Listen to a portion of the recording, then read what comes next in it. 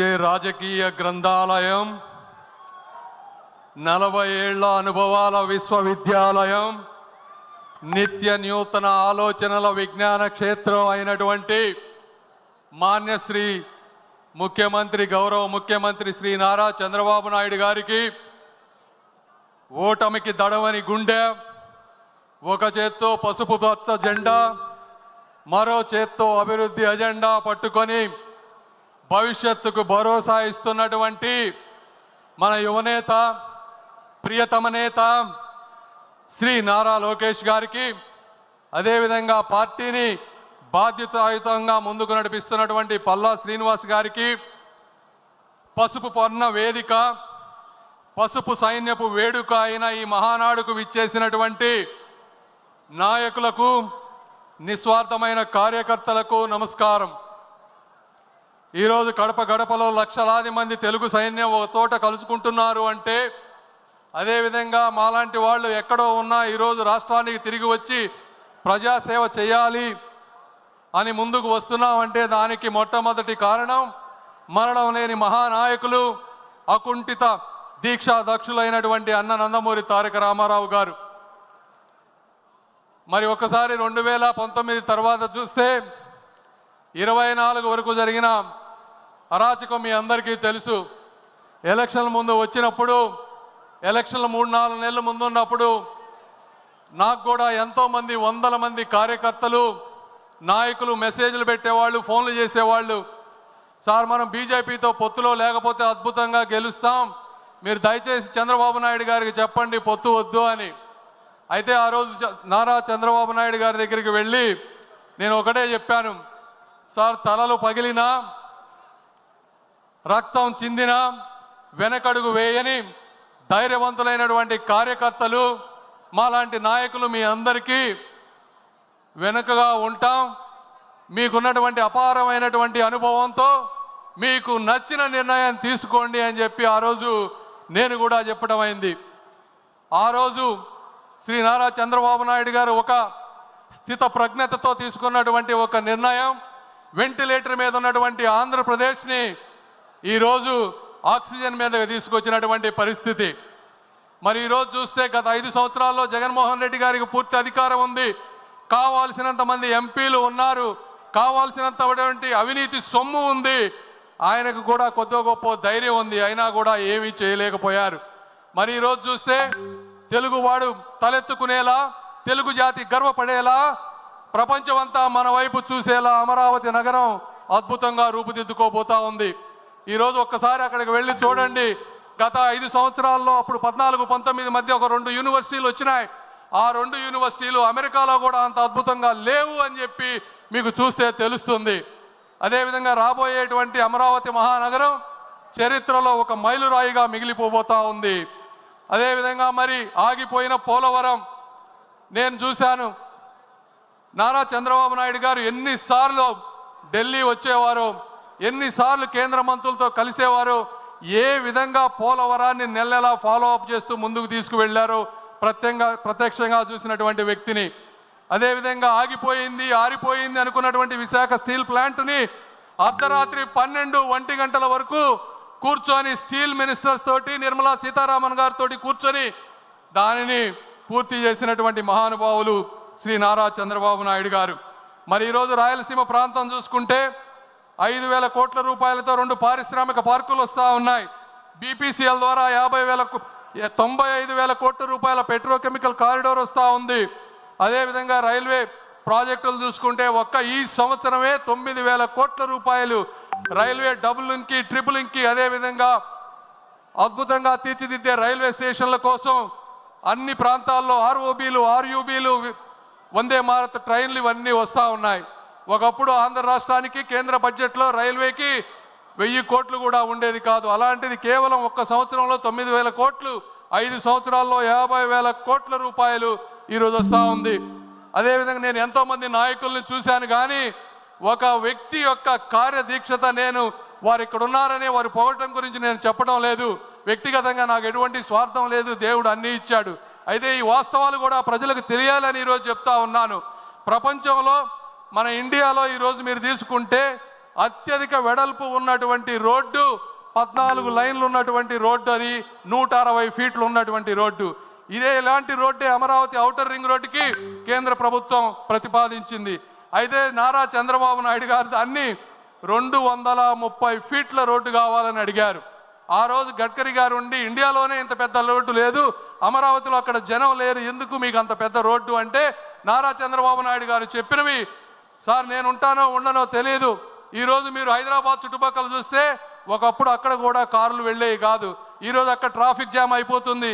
అయితే నాకు తెలుగు జాతిపై ఉన్నటువంటి ఒక నమ్మకం, ఆంధ్రప్రదేశ్ ప్రజలపై ఉన్నటువంటి ఆ స్ఫూర్తిపై ఉన్నటువంటి నమ్మకం, ఈరోజు ఆంధ్రప్రదేశ్ ఈరోజు ఇలా ఉంటే ఉండొచ్చు, కానీ 25 సంవత్సరాల తర్వాత అక్కడ 1 ఎకరం భూమి కూడా మేము కొనలేం. కాబట్టి మీరు ఎట్టి పరిస్థితుల్లో దాన్ని 230 ఫీట్లు చేయండి. దీనికి అవసరమైతే నేను 1000 కోట్ల రూపాయలు మా రాష్ట్రం నుంచి వస్తాను, నేను చూడకపోయినా నా ఆంధ్ర రాష్ట్ర ప్రజలు ఈ రోడ్డుపై అనుభవించాలి అని చెప్పినటువంటి వ్యక్తి, దీనికి నేను ప్రత్యక్ష సాక్షి అని చెప్తా ఉన్నాను. అదేవిధంగా జగన్మోహన్ రెడ్డి గారు గత 5 సంవత్సరాల్లో రాష్ట్రంలో ఉన్నటువంటి అనేక వ్యవస్థలు, స్కీములు అన్నిటినీ కూడా నాశనం చేసినటువంటి వ్యక్తి. 90 స్కీములు ఉన్నాయి, దాదాపుగా 90 స్కీముల్లో 90 స్కీములు కూడా ఒక ఇన్స్టాల్మెంట్ తీసుకొని వాటికి స్టేట్కి మ్యాచింగ్ ఇవ్వాల్సిన డబ్బులు ఇవ్వకుండా ప్రతి వ్యక్తికి, వ్యవస్థకి అన్యాయం చేసినటువంటి వ్యక్తి శ్రీ జగన్మోహన్ రెడ్డి గారు. ఈరోజు చూస్తూ ఉంటే కార్యకర్తలకు కూడా నేను ఒకటి చెప్తా ఉన్నాం, 2014-19 మధ్య ఆ రోజు నారా లోకేష్ గారు పంచాయతీరాజ్ మంత్రిగా ఉన్న రోజు వేసినటువంటి సిమెంట్ రోడ్లే ఈరోజు ఎస్సీ, ఎస్టీ, బీసీ కాలనీలో ఒక అద్భుతంగా ఉన్నాయి. ఒక్కసారి ఊహించుకోండి, గత 5 సంవత్సరాల్లో ఆ సిమెంట్ రోడ్లు వేసి ఉండకపోతే ఒక్క ప్రాంతంలో కూడా తిరగడానికి రోడ్లు ఉండేవి కావు. మళ్ళీ అదేటువంటి అభివృద్ధి ఈరోజు ఎక్కడ చూసినా రాయలసీమ ప్రాంతంలో ప్రతి నియోజకవర్గానికి 20 కోట్ల రూపాయలతో జాతీయ ఉపాధి హామీ పథకం నిధులతో 20 కోట్ల రూపాయలతో ఈరోజు సిమెంట్ వర్కులు జరుగుతూ ఉన్నాయి ప్రతి ప్రాంతంలో. కార్యకర్తలకు 2 ఇబ్బందులు ఉన్నాయి. ఒకటి 14-19 మధ్య చేసినటువంటి కొన్ని నిధులు ఒక 180 కోట్ల రూపాయలు మీకు రావాల్సినవి రావలేదు. దీనికి కారణం ఆ రోజు జగన్మోహన్ రెడ్డి గారు 30% వర్క్స్ తెలుగుదేశం పార్టీ నాయకులవి వీరు పనులు చేసినా చేయలేదు అని చెప్పి సెంట్రల్ గవర్నమెంట్లో కంప్లీట్గా మూసివేస్తే అవి ఈరోజు తెరవలేని పరిస్థితిలో ఉన్నాం. ఆ 180 కోట్లు కూడా తీసుకొచ్చే బాధ్యత మేము తీసుకుంటాం. అయితే కేంద్రం ఏమన్నా ఇస్తుందేమోనని మొదటగా ప్రయత్నం చేస్తున్నాం. కేంద్రం ఇవ్వని రోజు రాష్ట్ర ప్రభుత్వం ఆ 180 కోట్లు ఇస్తుంది. అదేవిధంగా ఈరోజు 2000 కోట్ల రూపాయలు నిధులు మన జాతీయ ఉపాధి హామీలో పెండింగ్ పనులు ఉన్నాయి. నేను ఇక్కడున్నా కూడా నిన్న ఫాలో అప్ చేస్తూ ఉన్నాం. రాత్రే దానికి కన్ఫర్మేషన్ వచ్చింది. ఆ 2000 కోట్ల రూపాయలు కూడా వచ్చే వారం 10 రోజుల్లో మీ అందరికీ వస్తున్నాయని చెప్పి మీ అందరికీ నేను తెలియజేస్తూ ఉన్నా. అదేవిధంగా ఈరోజు ఎక్కడ చూసినా, ఏ పల్లెకు చూసినా ప్రతి వ్యక్తి దాహంతో గొంతెత్తేటువంటి పరిస్థితి. ఈ పరిస్థితిని గుర్తించినటువంటి శ్రీ నరేంద్ర మోదీ గారు అద్భుతమైనటువంటి జల్ జీవన్ మిషన్ని 20,000 కోట్ల రూపాయలతో ఆంధ్రప్రదేశ్కి ఇచ్చారు. అందులో కేంద్ర భాగం 14,000 కోట్లు, రాష్ట్ర భాగం 6,000 కోట్లు. ఇది జగన్మోహన్ రెడ్డి గారి పరిపాలనలో వచ్చింది. అయితే కేవలం జగన్మోహన్ రెడ్డి గారు 2,000 కోట్ల రూపాయలు మాత్రమే ఖర్చు పెట్టి 12,000 కోట్ల రూపాయలు నిరుపయోగంగా చేసి ఈరోజు ప్రతి ఇంటికి నీరు వచ్చే విధాన్ని రాకుండా చేసినటువంటి వ్యక్తి.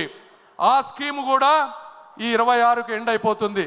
శ్రీ నారా చంద్రబాబు నాయుడు గారు వచ్చే ప్రతి మినిస్ట్రీ, జలశక్తి మినిస్టర్తో ఈరోజు మాట్లాడుతూ ఉన్నారంటే ఎందుకు కలుస్తున్నారు అంటే ఆ స్కీమ్ను ఇంకొక 5 సంవత్సరాలు ముందుకు తీసుకువెళ్తే మళ్ళీ మనం ఏదో విధంగా 6,000 కోట్ల రూపాయలు మ్యాచింగ్ చేసి 20,000 కోట్ల రూపాయలతో ప్రతి ఇంటికి ఇక జీవితంలో నీటి సమస్య లేకుండా, నీటి సమస్య లేవటం అంటే కేవలం ఒక బోరు వేసి నీళ్లు వేయటం కాదు. ఎక్కడెక్కడ నదులు ఉన్నాయో తరతరాలు మారినా కూడా నీటి ప్రవాహం తగ్గదో అలాంటి వాటి నుంచి, సస్టైనబుల్ వాటర్ నుంచి, ఆ ప్రాంతాల నుంచి పైప్ లైన్లు వేసి పేదలకి ఎప్పుడు నీరు సమస్య లేకుండా చేయటంలో ఆయన నిరంతరం కృషి చేస్తూ ఉన్నారు. దానికి కూడా నేను సాక్షి అని మీ అందరికీ తెలియజేస్తా ఉన్నా. ఈరోజు అదేవిధంగా అర్బన్ ప్రాంతాల్లో కూడా నీటి సమస్య ఉంది, పట్టణాలు పెరిగిపోతూ ఉన్నాయి. ఇలాంటి పథకం ఒకటి అమృత్ స్కీమ్ అని సెంట్రల్ గవర్నమెంట్లో ఉంది. సెంట్రల్ గవర్నమెంట్ స్కీమ్కి మళ్ళీ కావాలంటే స్టేట్ గవర్నమెంట్ నుంచి ఒక 50-60% నిధులు కావాలి. ఎందుకంటే అర్బన్లో ఎక్కువ ఇవ్వరు సెంట్రల్ గవర్నమెంట్, రాష్ట్రం దగ్గర డబ్బులు లేవు. అయినప్పటికీ కూడా ఈ అమృత్ స్కీమ్ ద్వారా చంద్రబాబు నాయుడు గారు 9,000 కోట్ల రూపాయలు ఈరోజు ప్రతి మున్సిపాలిటీకి వచ్చే విధంగా చేశారు. మీ అందరికీ నేను ఈరోజు చెప్తా ఉన్నాను, ఆ స్కీముని స్టేట్లో డబ్బులు లేకపోయినా ఏ విధంగా మ్యాచ్ చేసి తీసుకొచ్చారంటే తెలివైన వాడికి కూడా మతిపోయే విధంగా చేసినటువంటి వ్యక్తి శ్రీ నారా చంద్రబాబు నాయుడు గారు. ఇది కూడా వాస్తవం అని మీ అందరికీ నేను తెలియజేస్తా ఉన్నా. అదేవిధంగా ఇవన్నీ జగన్మోహన్ రెడ్డి గారు 24 గంటలు మైనారిటీలు, నా ఎస్సీలు, నా ఎస్టీలు, నా బీసీలు అని మాట్లాడుతూ ఉంటారు. ఆయన చేసినటువంటి అన్యాయం మీకు ఒకటి చెప్తా. ఒక స్కీమ్ ఉంది. నేను మా గుంటూరు ప్రాంతంలో మైనారిటీ సోదరులు చాలా ఎక్కువ మంది ఉన్నారు. ఈ మైనారిటీ సోదరులకు ఏదన్నా చేయాలని చెప్పి ఆ మైనారిటీ మినిస్ట్రీకి వెళ్తే PMJVK అని ఒక ప్రధానమంత్రి జన వికాస్ కార్యక్రమం అని ఉంది. దీనికి సంవత్సరానికి 2000 కోట్ల రూపాయల నిధులు ఉన్నాయి. గత 3 సంవత్సరాల్లో ఒక్క రూపాయి కూడా వాడుకోలేదు. ఎందుకు వాడుకోలేదయా అంటే మనం ఉన్నప్పుడు 500 ప్రాజెక్టులు తీసుకొస్తే కేవలం 55 మాత్రమే కట్టారు. సెంట్రల్ టీము, స్టేట్ టీము వచ్చి వెరిఫై చేస్తే అందులో సగం కట్టలేదు. నిధులన్నీ దుర్వినియోగం అయిపోయినాయి. ఇప్పుడు స్టేట్ వచ్చి చూస్తే అక్కడ మేము ఇచ్చిన డబ్బులకి ప్రాజెక్టులు లేవు అని చెప్తే ఇప్పుడు దాదాపుగా 230 కోట్ల రూపాయలు స్టేట్ గవర్నమెంట్ సెంట్రల్కి పే చేసి ఆ బాకీలు తీర్చి ఆ దొంగ సర్టిఫికెట్లు తీసేస్తే మళ్ళీ 2000 కోట్ల రూపాయలు వాడుకునేటువంటి పరిస్థితి రాబోతా ఉంది. ఈ విధంగా ప్రతి వ్యక్తికి అన్యాయం చేసినటువంటి మహానుభావుడు శ్రీ జగన్మోహన్ రెడ్డి గారు. మీకు ఆఖరిగా చెప్తా ఉన్నా, ఇవన్నీ ఇప్పటి వరకు ఉన్నటువంటి స్కీమ్స్ మీకు తెలిసినవి. అదేవిధంగా మొన్న వచ్చారు, 7 మంత్రులను కలిశారు. అందులో ఒక ముఖ్యమైనది డిఫెన్స్ క్లస్టర్. డిఫెన్స్ క్లస్టర్కి ఆయన మరి ఫ్లైట్లో రాసుకున్నారో ఎక్కడ రాసుకున్నారో తెలియదు, కానీ రాయలసీమ ప్రాంతాన్ని 5 భాగాలుగా విభజించారు. ఒక చాట మిసైల్స్ తయారు చేయాలని, ఒక చాట కమర్షియల్ అదేవిధంగా మిలిటరీ ఎయిర్క్రాఫ్ట్స్ తయారు చేయాలని, ఒక ప్రాంతాన్ని ఈ మందుగుండ్లన్నీ కూడా స్టోరేజ్ చేసుకునే విధంగా చేయాలని, ఒక ప్రాంతాన్ని డ్రోన్ సిటీగా చేయాలని, ఈ విధంగా ఉన్నటువంటి విశాలమైనటువంటి ప్రాంతాన్ని మా దగ్గర 1000 ఎకరాలు ఉన్నాయి, మీరు రండి మీరు అని చెప్పి రాజ్నాథ్ సింగ్ గారి దగ్గర కూర్చొని రాయలసీమ ప్రాంతాన్ని కూడా నిరక్షరాస్యత లేకుండా చేయాలని ఒక కంకణం పట్టుకున్నారు. అది తెలిసిన వ్యక్తి ఈరోజు కర్ణాటకలో వాళ్ళందరూ భయపడేటువంటి పరిస్థితికి వచ్చారు. ఎందుకంటే మీ అందరికీ సార్ మీరు కూడా ఏమనుకోవద్దు, నేను ఈ వాస్తవం ప్రజలకు తెలియాలని చెప్తా ఉన్నాను. ఢిల్లీలో నేను ఒకసారి ఆఫీస్లో ఒక సెక్రటరీలను అడిగా, మా సార్ గురించి మీరు ఏమనుకుంటారు మా చంద్రబాబు నాయుడు గారి గురించి అని అడిగితే వాళ్ళు ఒకటే చెప్పారు, ఒక ప్రాంతంలో వరదలు ఉన్నాయని, కరువు ఉన్నాయని రెండిటికి డబ్బులు తీసుకెళ్ళగలిగినటువంటి సమర్థమైనటువంటి వ్యక్తి శ్రీ నారా చంద్రబాబు నాయుడు గారు అని చెప్పారు. అంటే అది బాబు గారికి ఉన్నటువంటి కార్యదక్షత. ఈరోజు పక్క రాష్ట్రం వాళ్ళు భయపడతా ఉన్నారు, చంద్రబాబు నాయుడు గారు ఇక్కడ ఉంటే ఎక్కడ ఇవన్నీ తీసుకువెళ్తారో అని. ఏదేమైనప్పటికీ నేను కూడా మీరు కూడా ఇక్కడ రాయలసీమ ప్రాంత వాసులు చాలామంది ఉన్నారు.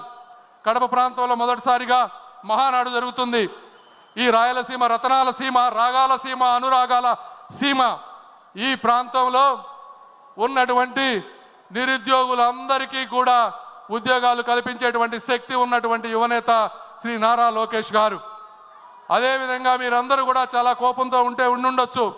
ఒక్కటే గుర్తుపెట్టుకోండి, కలం పట్టుకున్నవాడు కత్తి పట్టుకున్నవాడు కత్తితోనే చచ్చిపోతాడు, కలం పట్టుకున్నవాడు కలల్ని జయిస్తాడు అని నమ్మేటువంటి సిద్ధాంతం ఉన్నటువంటి వ్యక్తులు శ్రీ నారా చంద్రబాబు నాయుడు గారు, లోకేష్ గారు. ఈ రోజున మరి ఈరోజు మీరు ఎంపీలు చూస్తూ ఉంటే గత 5 సంవత్సరాల్లో మీరు చూసిన ఎంపీలు ఎవరు? ఒక నందిగం సురేష్ గారు, అదేవిధంగా ఒక అవినాష్ రెడ్డి గారు, ఒక మాధవ్, ఒక మిథున్ రెడ్డి. మరి ఈ రోజు ఉన్నటువంటి ఎంపీలు ఎలా ఉన్నారు మీరే ఆలోచించండి. ఆ రోజు మిథున్ రెడ్డి గారు ఏమన్నారు? ఒక నిండు సభలో అధికార మదంతో, అవినీతి సొమ్ముతో, ఏకవచనంతో యువతకు స్ఫూర్తి అయినటువంటి బడుగు బలహీన వర్గాలకు చెందినటువంటి కనీసం చీమకు కూడా అన్యాయం చేయనటువంటి చిరునవ్వుతో చిందించే రామ్మోహన్ నాయుడు గారిని ఏమన్నారో మీ అందరికీ తెలుసు. అలాంటి వ్యక్తిని ఈ రోజున కేంద్ర మంత్రిని చేసి దేశ విదేశాలు చెప్పుతూ అందరి చేత సెల్యూట్ కొట్టించే విధంగా చేసినటువంటి వ్యక్తి శ్రీ నారా చంద్రబాబు నాయుడు. మరి ఈరోజు ఉన్నటువంటి ఎంపీలు ఎవరు? ఒక దగ్గుమళ్ళ ప్రసాదరావు గారు, ఒక కృష్ణప్రసాద్ గారు, ఒక బైరెడ్డి శబరి గారు. ఇలాంటి గొప్ప గొప్ప చదువుకున్న వ్యక్తులందరినీ కూడా రాజకీయాల్లో తీసుకొచ్చారు. వీళ్ళందరూ అక్కడ ఉన్నటువంటి ఎంపీలందరికీ జగన్మోహన్ రెడ్డి గారు మైన్స్ అప్పచెప్పారు, మందు అప్పచెప్పారు. బాబు గారు ఏం అప్పచెప్పారో తెలుసా? ఒక్కొక్కరికి ఒక డిపార్ట్మెంట్ అప్పచెప్పారు. నువ్వు శిశు సంక్షేమ శాఖ చూసుకో అన్నారు. ఒకరికి పోర్టులు చూసుకోమని చెప్పారు. వీళ్ళు ఆ స్కీములన్నీ చదివి వస్తే బాబు గారు వస్తున్నారంటే భయపడేటువంటి పరిస్థితికి తీసుకొచ్చినటువంటి వ్యక్తి నారా చంద్రబాబు నాయుడు గారు. అదేవిధంగా మీరు ఈరోజు చూస్తే ఎంపీలు అందరూ మిథున్ రెడ్డి గారు కోర్టుల చుట్టూ తిరుగుతూ ఉన్నారు అడ్వాన్స్డ్ బెయిల్ గురించి. మన ఎంపీలు ఎక్కడ తిరుగుతున్నారు?